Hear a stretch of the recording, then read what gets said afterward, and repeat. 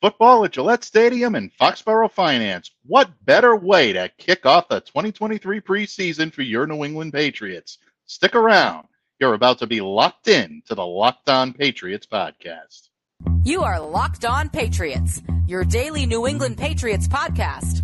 Part of the Locked On Podcast Network, your team every day.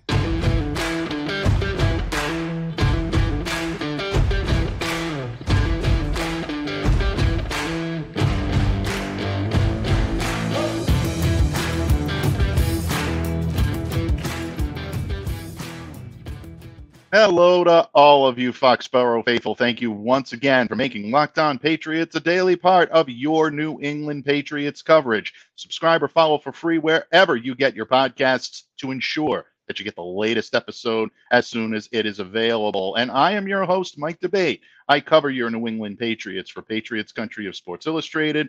So reach out to me and let me know what's on your mind on the Bird app, on X, on Twitter, whatever you happen to call it these days, at MDABATENFL. And while you're out there showing some love to the pod, please be sure to follow the Locked On Patriots account as well at LO_Patriots. And Pats fans, as you can see, all of you everydayers know that this man needs no introduction, but I am going to give him one anyway because he is a beloved member of the Locked On Patriots family. It's time for a little Foxboro finance, and that means a visit from the Pharaoh of Foxboro Finance, the salary cap top gun, the great and powerful Wizard of Benzan.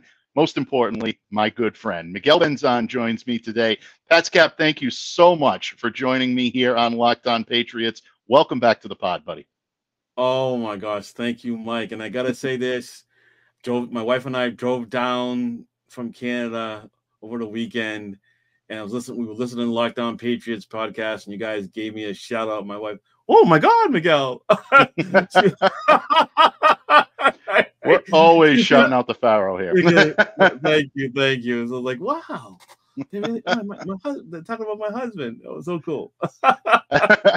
Well, I'll tell you what is cool. The very fact that you choose Locked On Patriots is one of the many vehicles that you use to get your message out to Patriots fans, to kind of talk them off the ledge a little bit when it comes to Foxboro Finance. And Miguel, we have you here for that purpose, folks. It's preseason time. The Patriots opening up their preseason slate Thursday night, 7 p.m., Gillette Stadium against the Houston Texans. And Miguel and I are even going to get a little preseason talk in. But first, my friends, Matthew Judon has himself a swanky new deal, a very good bump in pay from Matthew Judon. We've talked about this several times here on Locked On Patriots, whether or not it was going to get done. But now that it is done, and now that it's in the books, what can the Patriots expect in terms of financial implications? What can Judon expect? What type of effect is this going to have on all parties involved in Foxboro? Okay, Mike, if we could bring up the first slide, okay? Absolutely. Okay, so the top set of numbers, folks, is his original deal that he signed in 2021.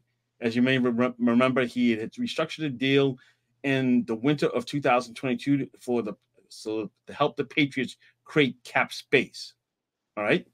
And then he and the Patriots just recently did this deal. You can see that they decreased his 2023 salary by $4 million while giving him a $7 million bonus. They also decreased his 2024 salary by $3 million. So basically, they moved some money from 2024 into 2023.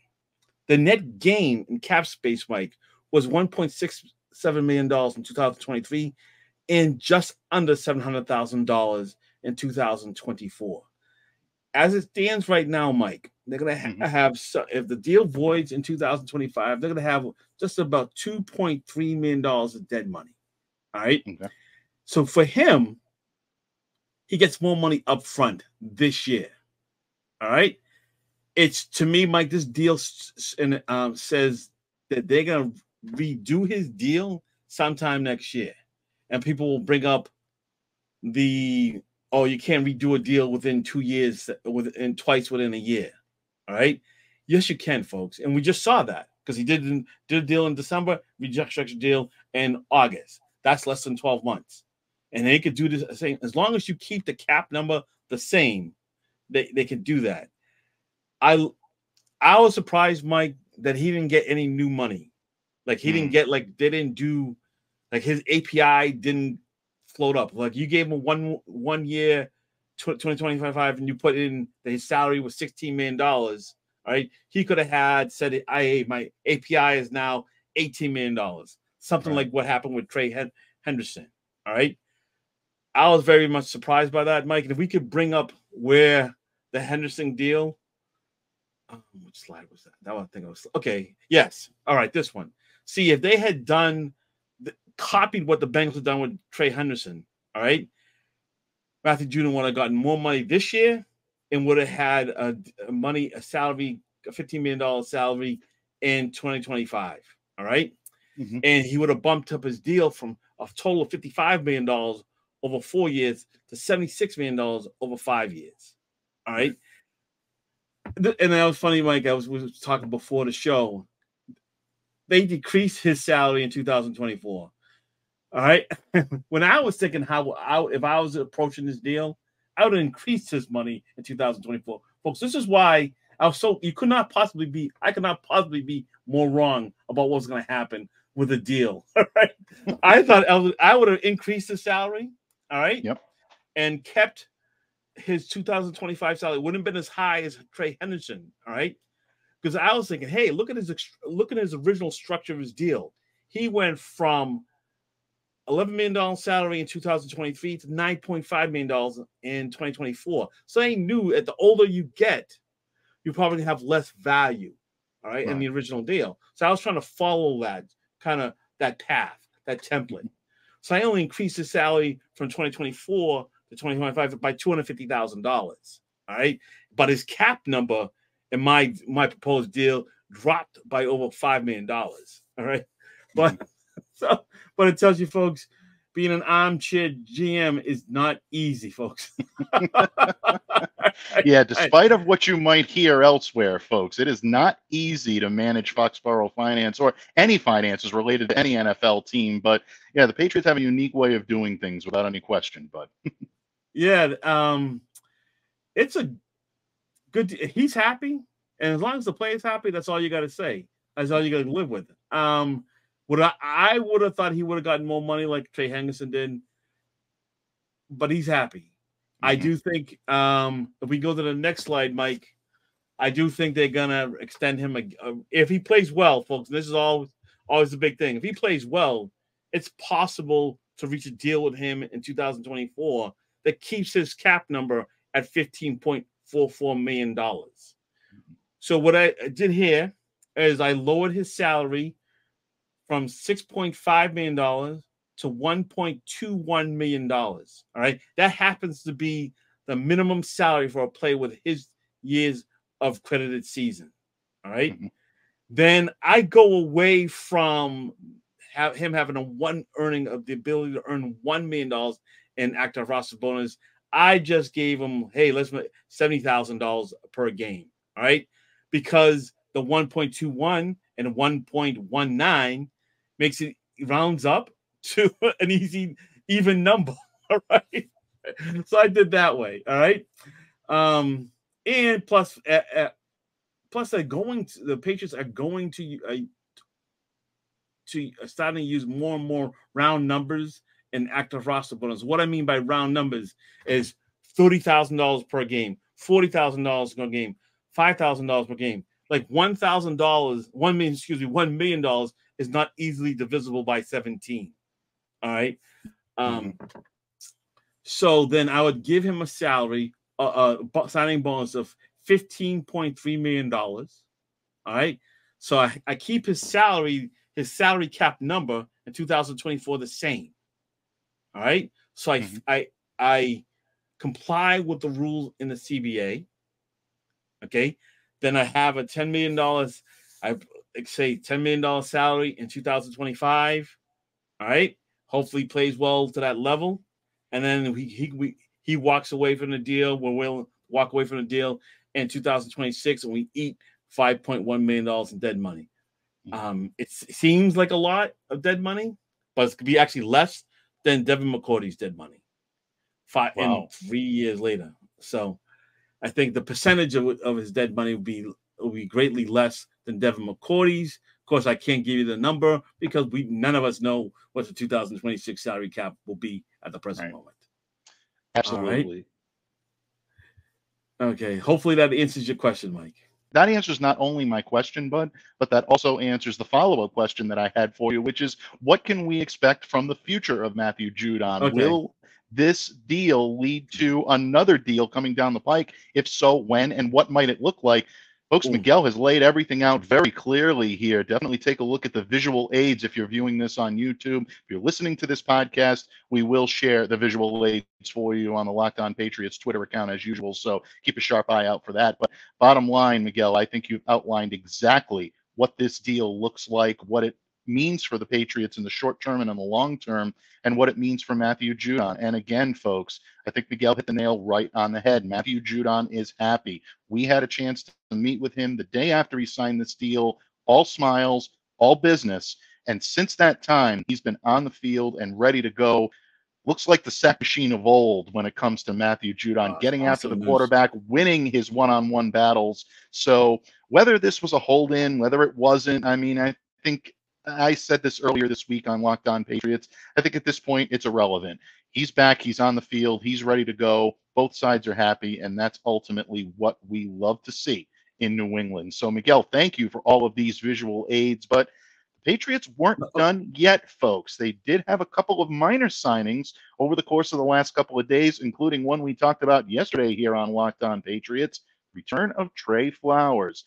We know a little bit about Trey's deal, not too much about the deal signed on Thursday, which ended up bringing Joe Giles Harris, former Buffalo Bills linebacker, to New England. We're going to pick Miguel's brain on that in just a moment, and we're also going to give my good buddy the opportunity to set the record straight with all those erroneous cat myths floating around out there.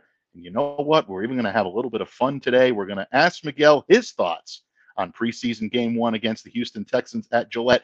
Tons more to come here on Locked On Patriots, so stay locked in to the Locked On Patriots podcast, a proud part of the Locked On Podcast Network, your team every day.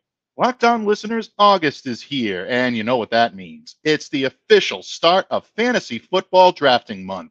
Get championship ready for your home league by trying out Best Ball on Underdog Fantasy, the easiest place to play fantasy football and the best place for Best Ball. All you have to do is one live snake draft. No waivers, no trades. Underdog sets your best lineup every week. How great is that? Try it out with Underdog's Best Ball Mania Tournament.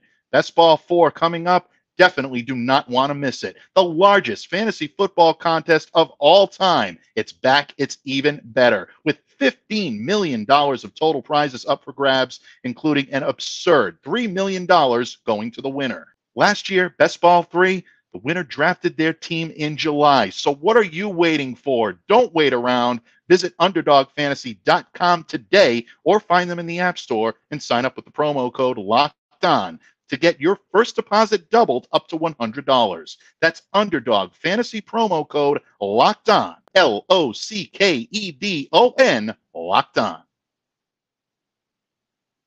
Patriots fans, thank you once again for joining me here today on Locked On Patriots. And we are blessed by the presence of the Pharaoh of Foxboro Finance here on Locked On Patriots, my good friend Miguel Benzan, who is incredible at what he does, folks. Not just one of the best Twitter follows out there, but also the only source that I need when it comes to Patriots salary cap. I don't even think about going to anybody else because he is always right on the money, on the dime, provides the information exactly the way it shakes out, and the man is never wrong. And I know he'll tell you otherwise, but I don't think so. If there are errors, folks, they are minuscule and they're not even worth mentioning at this time. But Miguel, thank you so much in the previous segment for helping us see exactly what the Matthew Judon deal means for the Patriots in the immediate present, in the short-term future, and you even did some prognostication about the long-term future and even told us how you would do it. What more can you ask for, folks? All of that laid out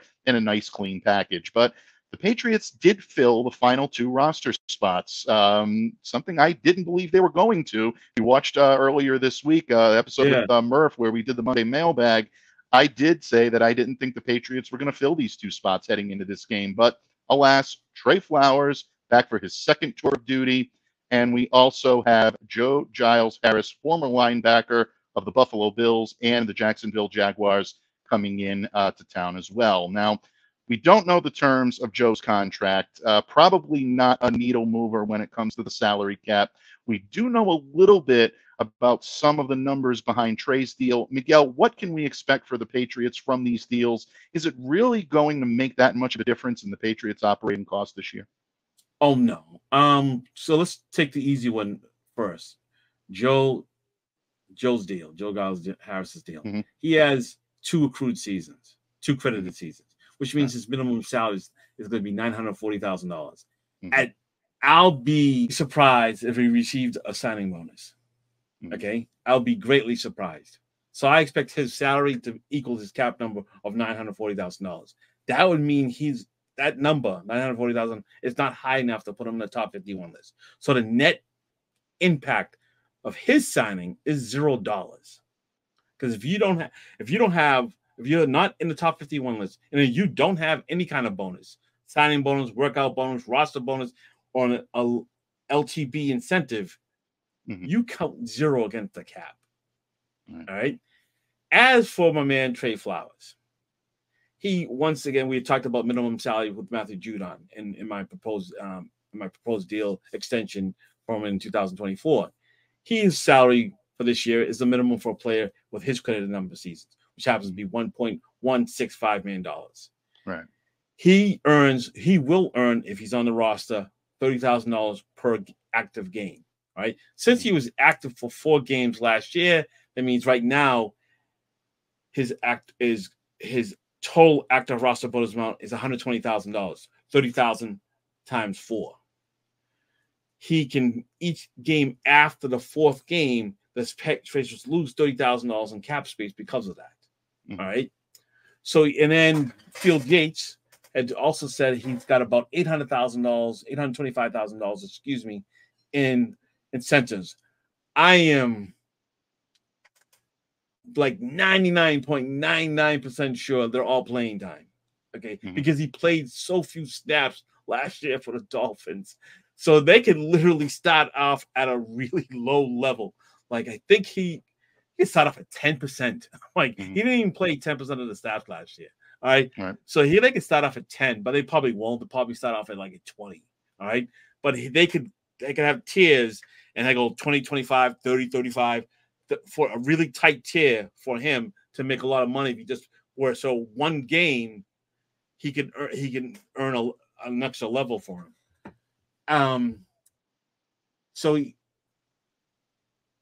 So he now in the 42nd spot, has the highest 42nd highest cap number. Only $50,000 of his salary is guaranteed, which means he's not guaranteed a roster spot. It's nice that he signed at this time, but when you only have $50,000 guaranteed, and when the cap is over $225 million, $50,000 is such a small pin to that amount. You're not guaranteed any amount. He's not guaranteed a roster spot. He's going to have to earn it. It's not helpful that he starts off on the PUP list. Mm-hmm. But Mike, interesting. They could leave him on PUP, start the season off in reserve, and then you could have him play just in case someone in the front 7 gets hurt. They could have a ready replacement for him, for that person if they get injured, with Trey Flowers. I was just going to ask.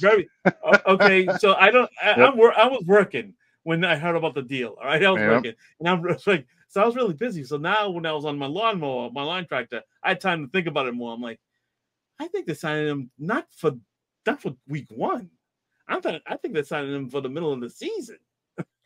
Yeah, and I think a lot of people would tend to agree with that. Look, one of the first things that I thought of when he was signed, when Trey came back, stuff from Jamie Collins last year, and I had the opportunity to talk to Jamie earlier this year about that right here on Locked On Patriots, and he was so forthcoming about the experience that he had in being a mentor to some of the younger players in the Patriots lineup, knowing full well that he's won his Super Bowl rings, he's had his glory, and that is something that I think players that may be reaching the twilight of their career are looking forward to doing. I can see Trey doing that, but I think you've helped fill in some of the gaps that I had and some of the questions that I had about the financial implications of it all, because we know how the physically unable to perform list can be, I don't want to say manipulated because it sounds so sinister. We know how it can be used to a team's advantage.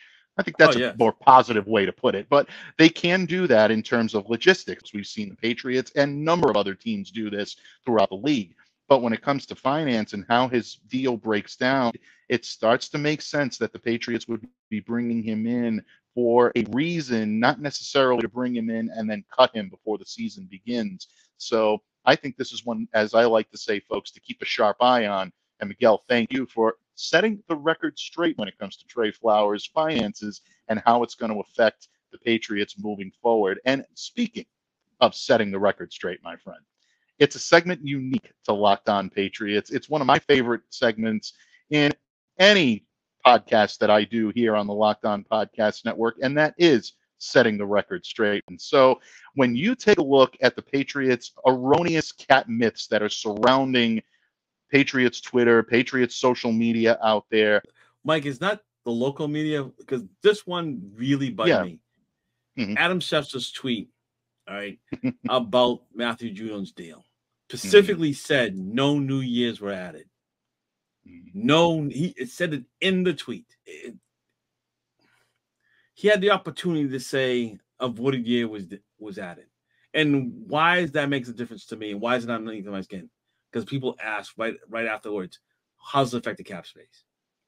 So when he said no New Year's and a $7 million signing bonus, you divide the 7 by 2, you get $3.5 million. With a voted year, you divide the 7 million by 3, and you get $2.33 million. That's a difference. All right, over like $1 million. So it is, I think we as fans deserve better. I know that Adam and Ian Rappaport get the information from the agents, but I also think they have an obligation to their fans to state the entire truth as is. He had the opportunity to say for the year, did not. All right. Oh, it's just Mike. It's one of those things that just aggravates the heck out of me. And I'm saying this as a person who's into the salary cap. So if you're listening to this and you're not into the salary cap, I understand. It's like, all right, I can understand that you're not gonna be as upset as I am about that. All right. They're not really. Oh my gosh, I don't think it's more in the media now. Because Malik Cunningham is playing more. People can say, oh, they put a serious investment into the guy. Oh, folks, his guaranteed money is nothing. Basically going to cut players with a lot more dead money than him. Okay. So his guaranteed money, I know it sounds like a lot, but it wasn't a lot. It is a lot for an undrafted free agent. But at the end of the day, but it's so small compared to the cap. It doesn't guarantee him a roster spot at all. His play will. There's a difference, folks, between most lucrative deal and most lucrative undrafted rookie free agent deal. Big difference in terms of the money we're talking here. Yeah. Huge. So actually, let's just circle back to Matthew Judon. All right. Please do. Okay. So, folks, if the Patriots want to give him more than $17.7 million next year, they're gonna have to wait till August to do so. But if he and the Patriots say, "Hey, your compensation should be more than it is currently right now, but not more than $17 million," they can reach a deal before August. Right. So if they need to give him more than $17.7 million, because that's all you can do, fitting in with a signing bonus, right? They have to wait till August. But if it's less than $17.7 million, they can do it before August. I should have said that earlier, and I apologize for not doing so. That's okay. Like, Setting the record straight is all about setting the record straight, no matter who has to be set straight. It's not often that you're on the receiving end of that, I will say that, my friend. But if the opportunity presents itself, folks, that's why it's a segment unique to Locked On Patriots. He's among friends. We're going to embrace him no matter what. But still, I mean, what does that drop your batting average now to .995, bud? I think you're still doing pretty well. You're in Ted Williams territory, bud. You're hitting the 406 club without any question. Oh my gosh. How did he not win most MVPs? Excuse me. Sorry. True. Very true. Especially with his prime years being spent defending the country overseas. It really, really is mind-boggling how Ted Williams was able to do what he did on a baseball field. But bottom line, we love when you set the salary cap record straight here on Locked On Patriots, folks. And Miguel is the best in the business. I call him the salary cap top gun with no plaque for the alternates because it doesn't exist. There is no equal when it comes to doing what he does. But I'm actually going to put Miguel on the hot seat in just a moment because we're going to venture outside of Foxboro Finance for just a moment. And we're actually going to talk a little preseason football. We are expecting or hoping as Patriots fans and members of the media to see what's going to happen with some of the younger players and the Patriots as a whole as they take the field for the first time in meaningful action since January. We're going to talk a little preseason football with the Pharaoh of Foxboro Finance when this episode of the Locked On Patriots podcast wraps up right here on the Locked On Podcast Network, your team every day. Pats fans, my good friend Miguel Benzan has joined me here today. Absolutely obliterated the wisdom and counsel meter. He has dropped all kinds of knowledge on Matthew Judon's contract. Folks, I think if there's still any questions out there on the contract, any details, just replay what Miguel had to say. I guarantee you he will tie all of them up in a nice, neat package as he always does. He even enlightened us a little on the two newest Patriots. Trey Flowers, second tour of duty, what his salary may mean for the Patriots moving forward. And, of course, Joe Giles Harris coming in, and he gave you a little insight on him as well, even though the terms of that contract are not yet known. But the Patriots are about to take the field, 7 p.m., Gillette Stadium against the Houston Texans. As several of my colleagues in the media have reported, it looks like most of the starting unit is probably going to get the seat in this game. Not going to see much of Mac Jones. You're probably not going to see guys like Mike Gesicki, Hunter Henry, Juju Smith-Schuster. It's going to be a little while before you see these guys out there on the field. But we do expect to see a good amount of the Patriots rookies, and a lot of them have been very exciting to watch during training camp. You are the Pharaoh of Foxboro Finance, but you're a fan just like we are, and I know you're going to be watching. I know you're going to be excited. When you turn on the television tomorrow night to take a look at what the Patriots have on the field, what are you looking forward to seeing, buddy? Demarius Douglas, Mafi, City Sal, Sam Roberts, and if Tyquan Thornton plays. Very, very good. I know Tyquan has kind of become a polarizing figure. Yes. Spoke a little bit about him on yesterday's show here on Locked On Patriots and said that I thought he was playing with a little more authority, maybe a little bit more of a chip on his shoulder. Folks, I do stand by that. I do believe he played with a little more of a chip on his shoulder. He looked more aggressive and he looked better, but he's got a ways to go. He is being outplayed by Demario Douglas, definitely, and by Kayshon Boutte right now.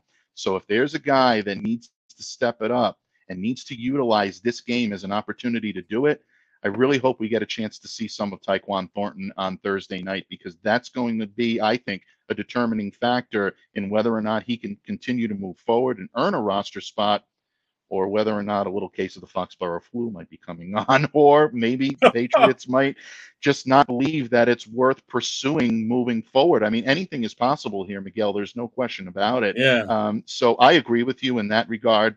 Yeah, Demario Douglas is exciting. He has been a joy to watch, and I really can't wait to see what he can do in a preseason setting. Obviously, the Patriots rookies are going to have a lot of eyes on them. You mentioned Mafi, you mentioned City So, two guys that have really looked good on the offensive line. One name conspicuous by his absence, maybe it was an oversight, maybe it wasn't, Christian Gonzalez has been a focal point of a lot of people this offseason. Yes. He's looked very good in training camp, but as we know, preseason games, even though they're preseason games, folks, it's still a different tempo. It's still a different level of competition. I'm looking forward to seeing Christian on the field Yeah. tomorrow. When you look and you think about what Christian could bring to the table, what are you looking forward to seeing mostly from the rookie? How smooth he is. Mm. I've been hearing he needs a nickname. He needs something nickname because he's like, it sounds like he plays with like excellent hips. He covers. He's all over the guys, and like he needs a nickname. Mm. I don't know what it is. So, folks, you're out there. You're hearing this.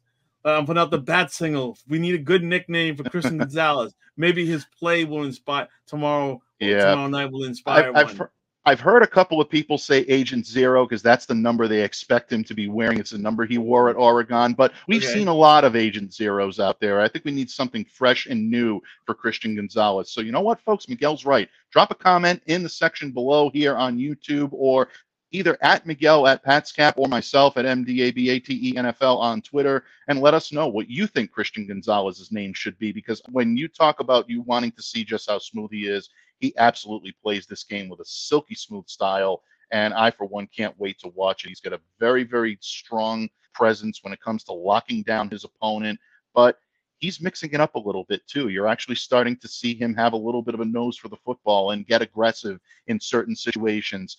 There have been some rookie growing pains out there. He's, been beaten a couple of times in one-on-one drills and in the field, but don't forget, he's a rookie going up against seasoned pros as well. So keep that in mind. But bottom line, yeah, Christian Gonzalez is looking like someone that is as advertised for the New England Patriots.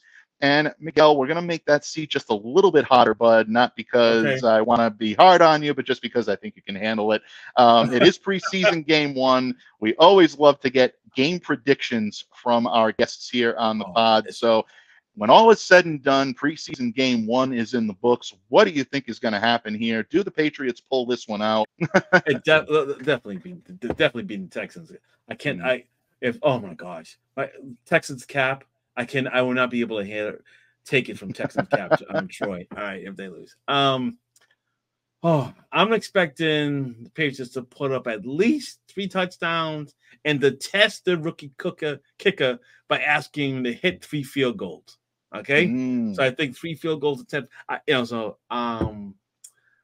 Hopefully, and they'll have the opportunity, not too many times, to test out their punter. But I think I think I'm gonna go with 30 points for the Patriots. And they're gonna hold down the Texans to 17. I'm going 30-17.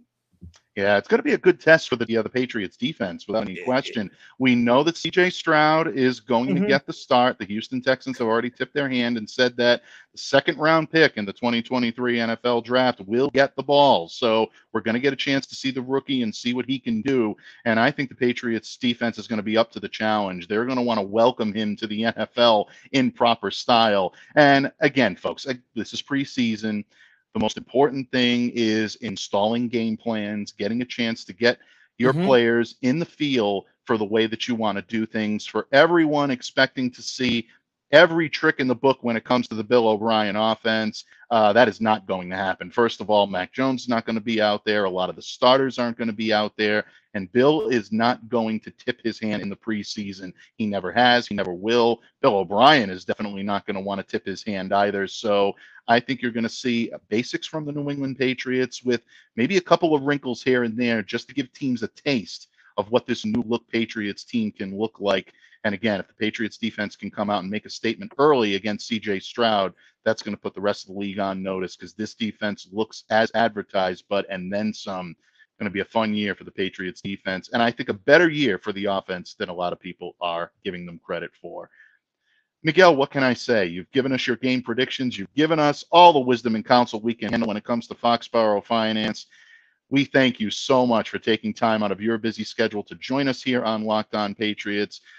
Folks, I always sing the man's praises when it comes to his knowledge with regard to Patriots economics, when it comes to his knowledge and his passion for the team. But I truly assure you, this is one of the greatest human beings that you'll ever have a chance to meet. Thanks. The charity work that Miguel does for Habitat for Humanity is truly inspiring, and just the friendship and the love that he provides for those that are close to him. And I'm fortunate to be one of those people. It really is an amazing part of anyone's life. So thank you, bud, for taking all the time that you always do to spend here on Locked On Patriots. Before I let you go, anything that you'd like to share with our public before we take our listeners into kickoff at 7 p.m. on Thursday at Gillette Stadium, buddy? Oh, you'll find me on Twitter. I'm always going to call it Twitter. I'm not going to call it anything else. Right? At PatsCap, PATSCAP. What you'll expect will be getting from me in the future is like, I'm gonna have my busiest day when on roster cut down. Don't like it the fact in the middle of the week. Prefer to have it on the weekend. Mike, I expect the Patriots to turn over the roster a couple times next week too. I think after week 1, we're gonna start seeing some signings in the running backs, and I wouldn't be surprised if the Patriots are one of them. And people are gonna say, "Well, they got 90 players on the roster. Not all 90 gonna make the team. You can easily cut one to make a spot for a running back." We didn't have a chance to talk about it. I should say this because I always like to drop a nugget for the people, just for the podcast only. I sent Mike an email, a slide about the workout bonuses. I got to point out, these 2 players did not earn a cent in workout bonuses. Matthew Judon, Lawrence Guy. And folks, just to show you that he's a man of his word, check this out. Workout bonus slide. Look at that. Look at the work that's put into this. This is amazing. I really do appreciate this. Everything that's great. Love it. So folks, if you're viewing on YouTube, please take this all in, absorb it, understand it. And if you have any questions, you can always drop them to @PatsCap on Twitter. You don't want to drop them to me, folks. That's not my area of expertise. I always leave that to my good friend here because he is the best in the business at doing what he does. So Miguel, what can I say? Thank you so much for dropping that unique nugget here on Locked On Patriots and for all of the support that you provide to this show. And folks, we thank all of you for taking time out each and every day to spend here on Locked On Patriots. A tip of the cap, as always, to all of you everydayers, all of you who make Locked On Patriots possible. I am truly honored and truly humbled by your support. Miguel, we'd love to have you back right around roster cutdown so that way we can absorb your wisdom and counsel of what the Patriots salary cap is going to look like after all of that debacle. But folks, we encourage you to enjoy the game coming up. Patriots taking on the Houston Texans at 7 p.m. Definitely check your local listings to be sure that you don't miss a single second of the action. But in the meantime, on behalf of my good friend Miguel Benzan, I am Mike Debate, reminding you to stay safe and to stay well, and to be the change you wish to see in the world. Have a great day, everyone, and we'll see you back here again tomorrow on Locked On Patriots.